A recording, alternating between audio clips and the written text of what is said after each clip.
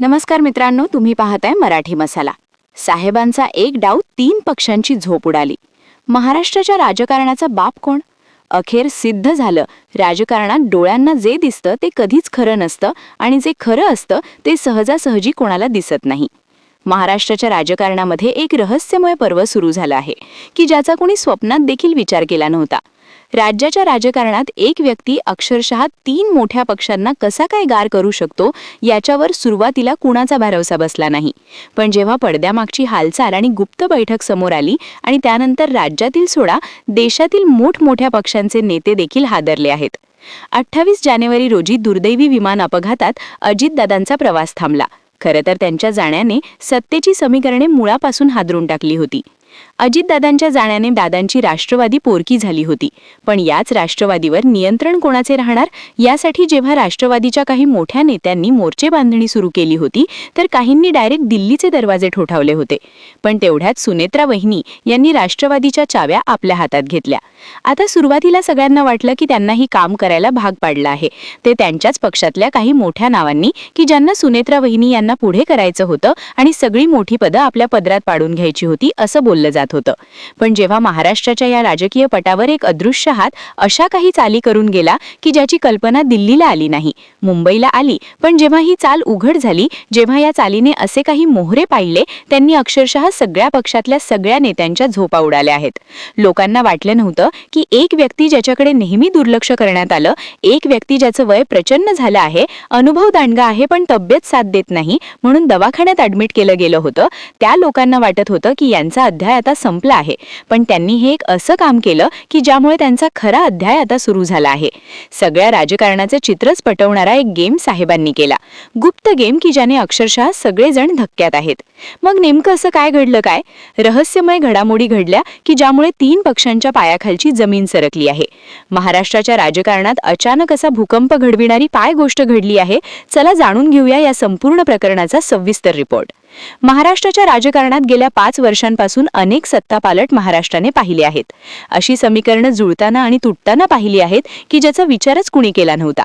लोकांच्या राजकारणावरून भरोसा उडाला होता अशी चर्चा जोर धरू लागली होती. पण तेवढ्यात काही जे नेते होते, काही जे मंत्री होते, त्यांची नावे लोकांच्या मनात कोरली गेली होती.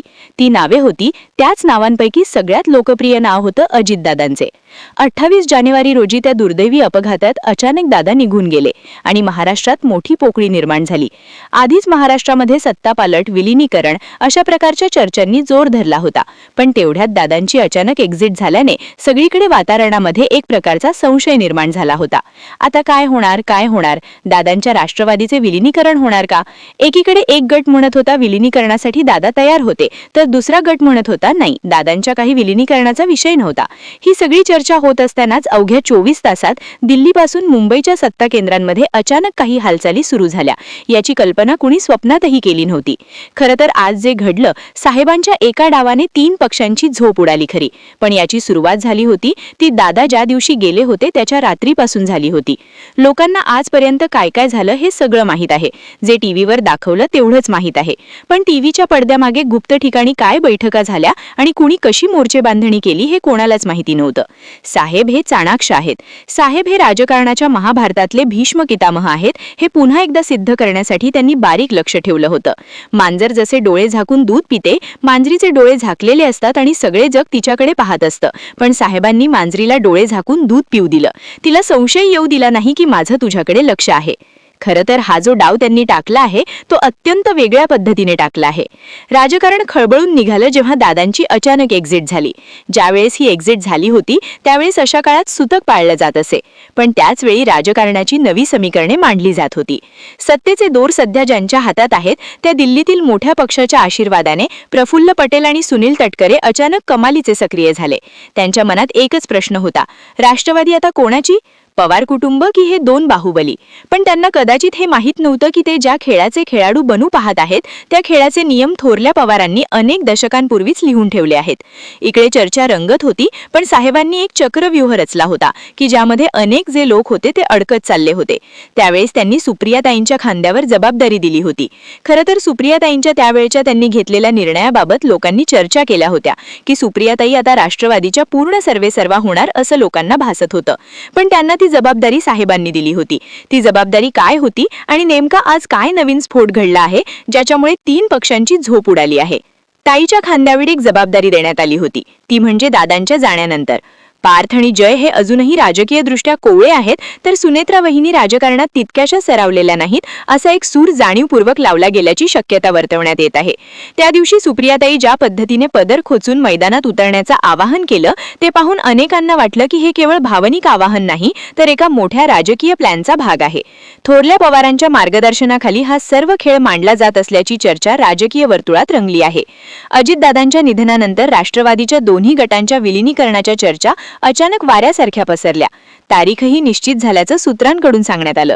पण या विलिनीकरणाचा सर्वात मोठा अडथळा कोण होता? तपास यंत्रणा आणि राजकीय विश्लेषकांच्या मते या प्रक्रियेत प्रफुल्ल पटेल आणि सुनील तटकरे या 2 नेत्यांच्या अस्तित्वाचा प्रश्न निर्माण झाला होता. जर पवार कुटुंब पुन्हा एक झालं तर या दोघांचं महत्त्व संपुष्टात येईल ही भीती त्यांना सतावत असावी. त्यांच्याकडे उरलेला एकमेव मार्ग होता तो म्हणजे भाजपमध्ये प्रवेश करणे.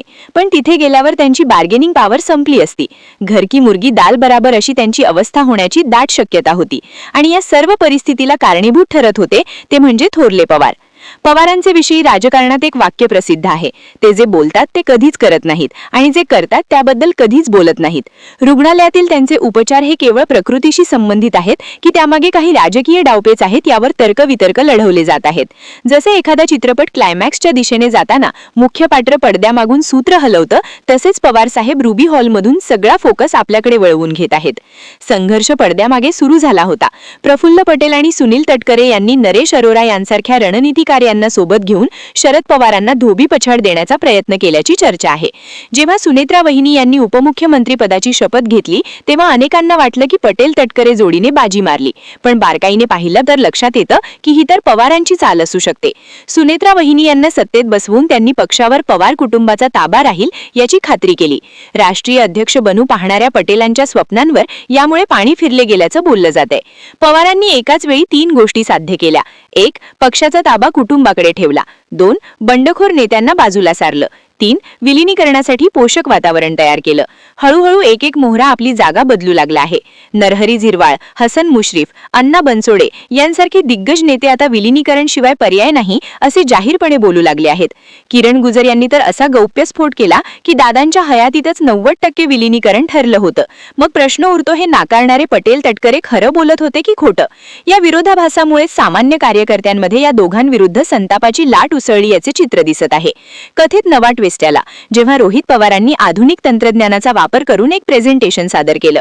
दादांच्या अपघाताबाबत त्यांनी निर्माण केलेलं संशयाचं धुकं हे कार्यकर्त्यांना पुन्हा हळवं करणारं ठरलं. या नॅरेटिव्हमुळे सामान्य शिवसैनिक आणि राष्ट्रवादीचा कार्यकर्ता आता पटेल तटकरे या दोघांना भाजपचे एजंट म्हणून पाहू लागला आहे. आजची परिस्थिती अशी आहे की राष्ट्रवादीचे आमदार पुन्हा थोरल्या पवारांच्या प्रभावाखाली येताना दिसत आहेत. त्यांना माहीत आहे की ज्या नेत्यासाठी अजितदादांनी पवारांना सोडलं होतं तोच आता राहिलेला नाही. अशा वेळी पक्ष बेवारस सोडवण्यापेक्षा पुन्हा मूळ मालकाकडे जाणं त्यांना सुरक्षित वाटतंय. सुनेत्रा वहिनी आता खमक्या भूमिकेत आहेत. त्यांनी पटेल आणि तटकरे यांच्या दबावाला बळी न पडता पवार कुटुंबाशी जुळवून घेण्याचे संकेत दिले आहेत. रोहित, सुप्रियाताई, पार्थ आणि शरद पवार जेव्हा एका चौकटीत दिसतात तेव्हा राष्ट्रवादी बळकावू पाहणारे यांचे मनसुबे आपोआपच धुळीस मिळतात. या सर्व खेळाचा सर्वात मोठा उलगडा हा आहे की परिस्थिती अनुकूल व प्रतिकूल महाराष्ट्राच्या राजकारणातला कॅमेरा नेहमी शरद पवारांवर रोखलेला असतो. ज्यांना वाटलं होतं की पटेल आणि तटकरे हे या खेळाचे किंग मेकर आहेत तेच आता पवारांच्या चक्रव्यूहात अडकले आहेत. पवारांनी आपल्याच शिष्यांना अशा प्रकारे गुंतवले आहे की त्यांना आता बाहेर पडण्याचा मार्ग सापडत नाहीये. तर मित्रांनो, ही सगळी माहिती आणि आतापर्यंत समोर आलेली परिस्थिती पाहता राजकारणाचं चित्र कसं बदलत चाललंय हे आपण पाहिलं. पण इथे एक गोष्ट लक्षात घेण्यासारखी आहे आणि ती म्हणजे केवळ ही एक शक्यता आहे. राजकारणात जोपर्यंत एखादी गोष्ट अधिकृतपणे घडत नाही तोपर्यंत आपण फक्त अंदाज बांधू शकतो. आज महाराष्ट्राच्या कानाकोपऱ्यात चर्चा आहे की साहेबांनी खरंच हा डाव खेळला आहे का, की केवळ योगायोगाची मालिका आहे. पण एक मात्र खरं की ज्या पद्धतीने हालचाली सुरू आहेत त्या पद्धतीने जुने मोहरे पुन्हा सक्रिय झालेत ते पाहून सामान्य माणसाच्या मनात शंका नक्कीच येते. मला तुम्हाला असे विचारायचे आहे की तुम्हाला काय वाटतं? सुनेत्रा वहिनीची ही नवी भूमिका, साहेबांचा हा सायलेंट गेम राष्ट्रवादीला पुन्हा उभारी देईल का? आज सोशल मीडियावर या विषयावर 2 गट पडलाय आणि काही लोकांना असे वाटते की सगळं पूर्वनियोजित आहे, तर काहींना वाटते की हा केवळ परिस्थितीचा परिणाम काम आहे. पण मित्रांनो, मला तुमचं मत माझ्यासाठी खूप महत्त्वाचं आहे. तुम्हाला काय वाटतं? साहेबांनी खरंच 3 पक्षांची झोप उडवली आहे का, की ही एक फक्त वावटळ आहे? कमेंटमध्ये नक्की सांगा. तुमच्या कमेंट्समुळे आपण लोकांच्या मनातला कौल समजतो. तुम्हाला जर वाटत असेल की विलिनीकरण व्हायला हवं, तसं लिहा. आणि जर तुम्हाला वाटते की केवळ एक राजकीय रणनीती आहे, तर तुमचा तर्क काय आहे हे सुद्धा सविस्तर मांडा.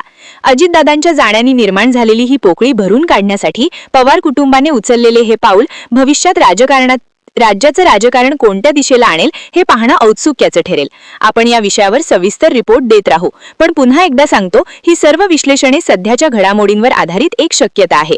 तुमच्या प्रत्येक कमेंटला मी स्वतः वाचणार आहे, त्यामुळे तुमचे विचार मांडायला विसरू नका. आणि हो, हा व्हिडिओ जास्तीत जास्त लोकांपर्यंत शेअर करा, जेणेकरून त्यांना या प्रकरणाची बाजू समजेल. चॅनलवर नवीन असाल तर सबस्क्राईब करा.